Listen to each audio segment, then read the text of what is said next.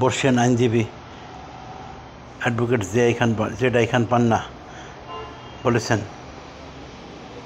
পুলিশে নতুন যে নিয়োগ দেওয়া হয়েছে এই নিয়োগের আলে জঙ্গিরা প্রবেশ করতে পারে, অর্থাৎ জঙ্গিদের নিয়োগ দেওয়া হয়েছে যাতে আওয়ামী লীগদের নিধন করা যায়। তিনি অত্যন্ত স্পষ্টবাদী মানুষ, যা বলেন পরিষ্কার খোলামেলাভাবে বলেন, সোজা সাপটা বলেন, কোনো লুকোচুরি কথা বলেন না। এই জন্য জীবনে তার অনেক যুক্তি ঝামেলা প্রভাবিত হয়েছে, কিন্তু তারপরে তিনি তার কথাবার্তার মাধ্যমে তার নীতিতে অটল আছেন। বর্তমান জামানায় আওয়ামী লীগের সহকারী হিসেবে, আওয়ামী লীগের সহযোগী হিসেবে, আওয়ামী লীগ সমর্থনকারী একজন ব্যক্তি হিসেবে তাকে ধরা হয়। অনেকেই তার কথা খুব মূল্য দেন। যখন আওয়ামী লীগের চরম দুঃসময় ছিল গত বছরে, তখনও তিনি আওয়ামী লীগের পক্ষে 2-4টা কথা বলেছেন। এখন তার সোচ্চার হয়েছেন। তিনি স্পষ্টই বলেছেন, পুলিশে জঙ্গিদের নিয়োগ দেওয়া হচ্ছে আওয়ামী লীগের কর্মীদের নিধন করার জন্য। এটা আওয়ামী লীগের কর্মীদের জন্য একটা সতর্ক বার্তা, সরকারের জন্য অবশ্যই একটা সতর্ক বার্তা।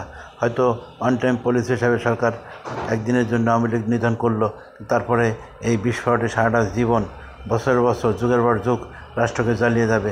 এই চিন্তাটা সরকারের ভিতরে থাকতে হবে। আসসালামু আলাইকুম, সবাই ভালো থাকবেন। ভালো লাগলে আমার চ্যানেলটি সাবস্ক্রাইব করবেন।